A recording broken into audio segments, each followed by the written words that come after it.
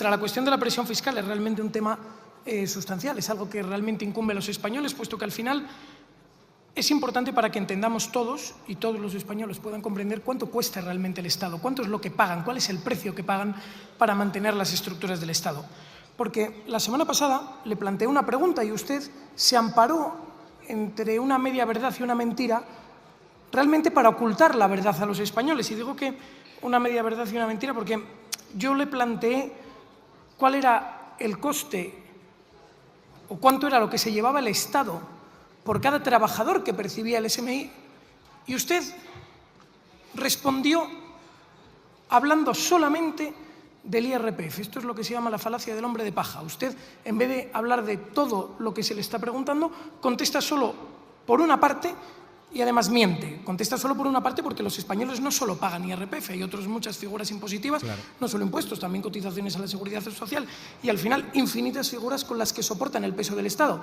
Eso por un lado. Y ya no solo eso, el IVA también. Por otro lado, es falso que el SMI esté exento de pagar IRPF, objetivamente falso. Existe una reducción a la cual se pueden acoger muchos de los españoles que cobran el SMI, pero no todos. Pensemos en aquellos que han cobrado una indemnización por despido, pensemos en aquellos que han cobrado algún tipo de seguro, pensemos en todos aquellos españoles que, a pesar de cobrar el SMI, no pueden acogerse a esta reducción.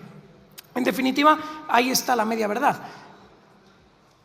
¿Y por qué se acoge usted a esta media verdad y a esta mentira? No lo hace por afición. Estoy seguro que a usted no le divierte mentir, porque sí, usted lo hace porque de verdad necesitan esconderles a los españoles cuánto es realmente lo que pagan.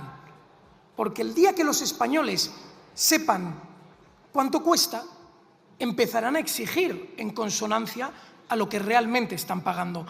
Porque ¿cuánto paga de verdad un español para mantener el Estado? ¿Cuál es el coste real?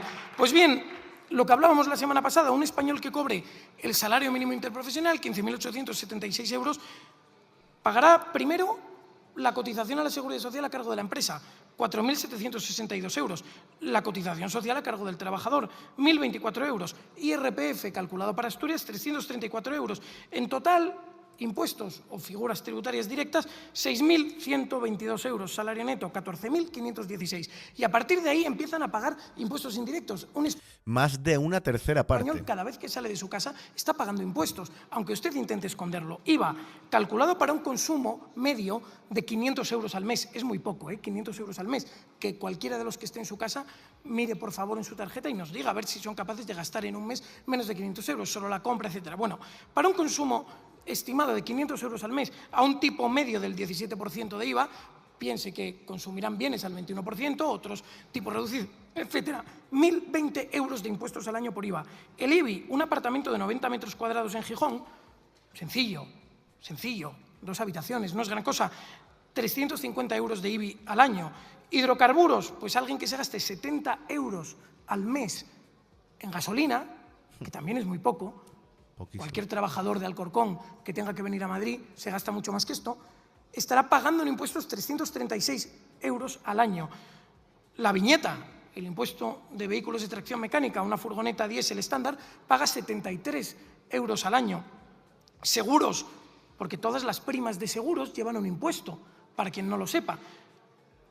Pues alguien que tenga seguros con primas de hasta 600 euros al año, pues piense en el seguro de la vivienda, un seguro de impagos, un seguro de responsabilidad civil, cualquiera de esos, pues estará pagando 50 euros al año. Luz, para un consumo de 60 euros en energía al mes, que tampoco es gran cosa, estarán pagando 50 euros de impuestos al año. Está tirando muy bajo en los precios. Más otros impuestos, impuestos de transmisiones patrimoniales, actos jurídicos documentados, etcétera, etcétera, etcétera.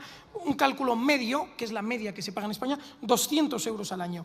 En total son 1.979 euros al año en impuestos indirectos.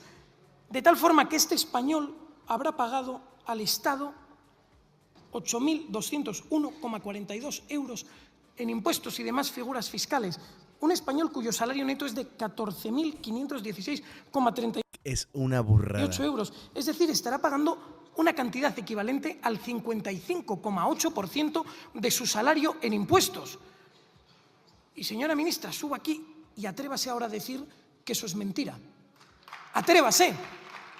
Ella, como lleva cobrando muchísimo tiempo un salario público, como política o consejera en su momento, o como ahora ministra, pues ella, como no tiene que ser autónoma o crear empleo, pues ella no vive la realidad. Por cada euro, por cada 2 euros que un español que cobra el salario mínimo interprofesional mete en su bolsillo, ustedes se han llevado otro euro.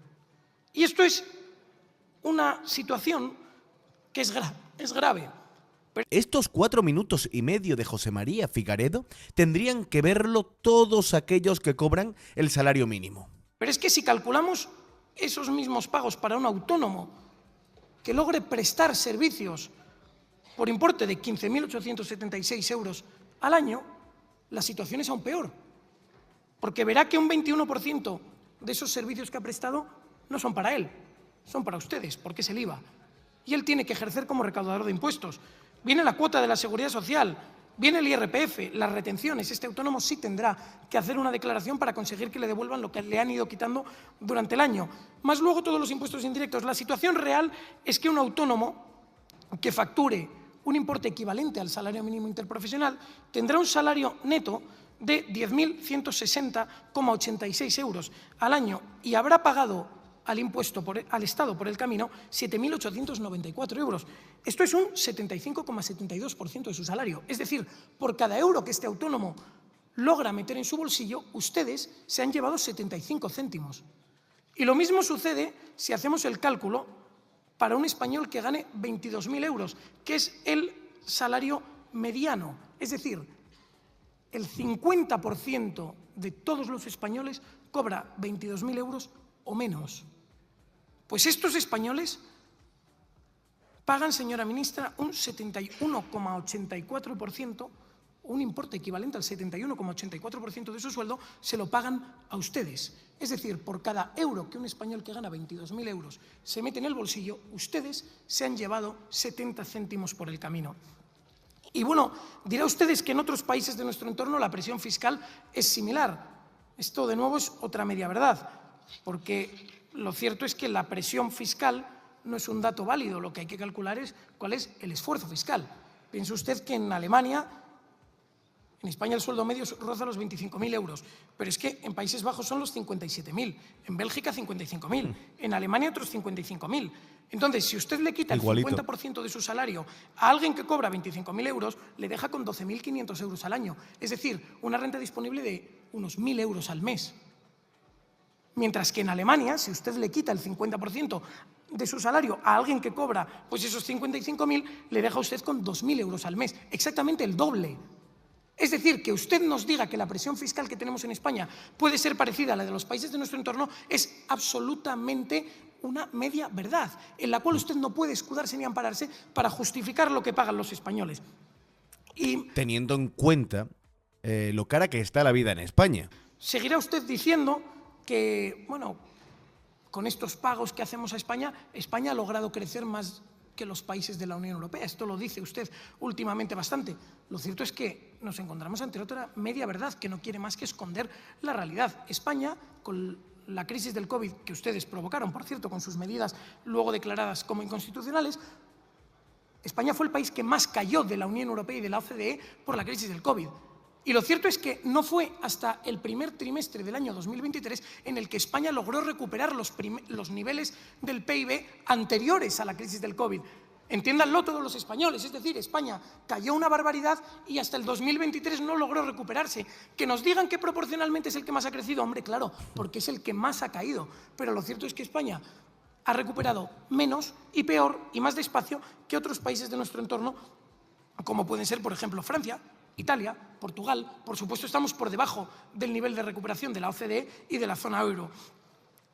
Quizás nos hable usted de los empleos y los cotizantes a la Seguridad Social. De nuevo tenemos otra media verdad. Hoy en día hay más número de cotizantes, pero estos cotizantes son capaces de cotizar menos horas.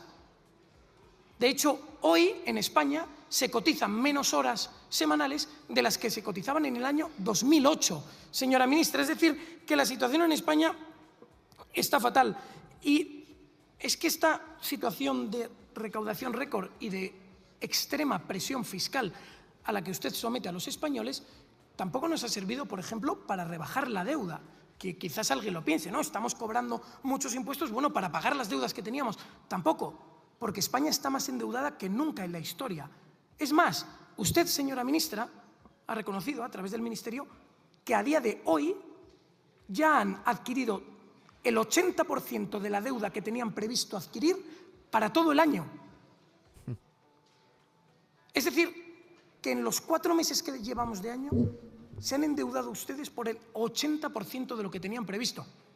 La situación realmente parece lamentable y quienes van a pagar el pato son los españoles, porque lamentablemente no serán ustedes, porque los españoles son los que padecen en esta situación peores servicios sociales que nunca.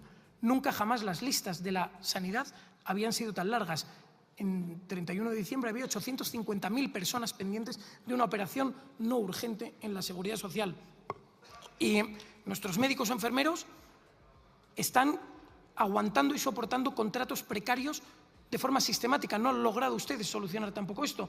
Tanto es así que en muchas regiones se están levantando protestas precisamente por esta situación. Tampoco la educación mejora.